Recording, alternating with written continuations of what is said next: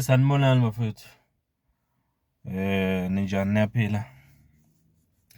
Let's hope niyaphila. Mfowethu Mkhonzo nibingelelayo. Sibonga kakhulu ngendlela enisupport ngayo i-channel. Sibonga kakhulu. Ngicela-ke ukwamukela onke ama-new subscribers ku-YouTube, nawo wonke ama-new followers ku-TikTok. Thank you guys. Thank you so much. If you haven't subscribed now, ngicela usubscribe. Siqhubeke sikhulisa le channel, ngiyabonga. Ngibuka indaba ye-America ne-Israel njengoba baye bahlangana bayohlasela i-Iran,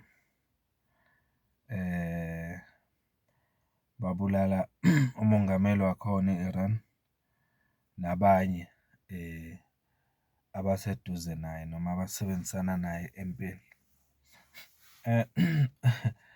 Mangibuka lesimo lesi mina ngicabanga uDonald Trump kahle ukuthi uDonald Trump uma ebuya ekhankasela ukubuya kwesibili njengomongameli wase-USA, uma ekhankasela ukubuya kwesibili njengomongameli wase-USA, enye indlela ayekhankasa ngayo noma into ayekhankasa ngayo yindaba ye-peace.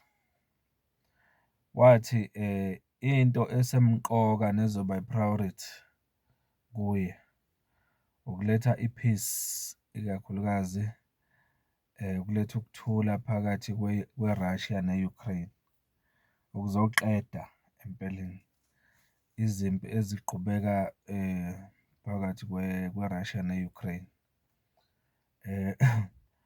Kodwa kuze kube manje angiboni ukuthi yini ayifezayo kulokho. Into nje engiyibonayo uDonald Trump engathi impela uneqhinga. Kungekudala behlasele eVenezuela, wathumba upresident waseVenezuela nomkakhe, ngiyakhumbula. Kungekudala njengoba manje nje esehlangana ne-Israel bahlasela i-Iran. Okusho kona ukuthi uTrump kahle kahle usempini. Mina ngendlela engibuka ngayo indaba yokuthi athi uzoletha i-peace engathi into engekho, futhi ngathi kuningi esisazokubona under le second term kaTrump noma kulokubuya kwakhe kwesibili njengopresident wase-America. Bengimlalele nje khona manje ekuseni ekhuluma ethi abantu base-America abalindele ukuthi kusazofa amanye amasosha ase-America njengoba nje i-Iran angithi iye yahlasele njengoba kuliwa lempi, engathi kunamasosha ase-America mangaphosisa u-3 already asefile kulempi. Uthi uTrump abantu base-America ucela ukuthi balindele ukuthi kusazofa amanye amasosha ase-America.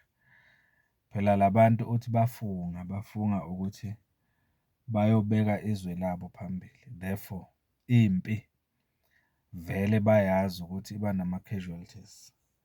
Impi bayazi ukuthi iba nabasala enkundleni. UDonald Trump lo. So nje lento lena mina ngiyayibuka iyakutshela ukuthi uyabona uma ngabe umuntu ekhankasela ubu-president, kwithemu yokuqala uyavama ukuthi abhekise ikhanda phansi noma azenze oyithobile noma angafuni ukushesha aphakamisa ikhanda, abonakale ukuthi ngempela what are his true colours. Uyabona-ke manje njengoba esebuye kwesibili uDonald Trump e-America, these are the real colours mina ngendlela engibuka ngayo kaDonald Trump. UDonald Trump uyindoda ethanda impi ngokwami mina ngendlela engibuka ngayo. futhi uyabona ukuthi kusekuningi asazokwenza. Ngoba uma ungabheka lokuhlaselwa kubulawe kwe-president yase-Iran nokuhlaselwa kuthonjwe inkosi yaseVenezuela noma i-president yaseVenezuela noma uyabona ukuthi uTrump ohamba phambili la. uTrump unukelwa igazi uma ungambheka mina ngendlela engimbuka ngayo. Angazi nina nimbuka kanjani. Futhi kuningi asazokwenza kusekuncane lokhu. Uma ngilalela nje le nkulumo yakhe namhlanje la akhuluma khona abantu base-America kuyakutshela ukuthi mayethi maningi amasosha ase-America asazoshona kulo 3 osuvele ushonile. Kusho kona ukuthi usazimisela ukuyiqhuba impi ephambili. Angeke aze give up. Ngiyamuzwa nje ukuthi i-Iran ayibeke phansi umoya, ayi-give up noma ayiyeke impi. Izoyiyeka kanjani i-Iran impi ihlaselwa isibulawelwe no-president wayo Donald Trump. Ake silixoxe lolu daba. Ulibuka kanjani lo daba lo? Ngizwile ukuthi i-ANC isimgxekile uTrump ne-Israel ngokubulawa kwale president yase-Iran. Sesizwile ukuthi futhi sesizwile nokuthi uRamaphosa kungekudala uzobe enza istatement sokudala ukuthula, sokuzama ukudala ukuthula between Israel ne-Iran, njengoba ilekelelwa i-Israel i-America ukuthi kuliwe ne-Iran. Ukuthi asazi ukuthi le statement azosenza sizoyisiza ngani iSouth Africa. Angiboni nathi izoyisiza ngani ngoba vele siyazi umuntu ofana noTrump, iSouth Africa siyazi nokuthi uyiviwa kanjani. Buka-ke ezanga nje ku-G20 South Africa le beyikhona nini khona la eSouth Africa bengekho uTrump, ngoba vele akayiqhezi iqakala iSouth Africa, akanandaba futhi nayo. So oRamaphosa bazokwenza nje i-statement just for the sake of doing it.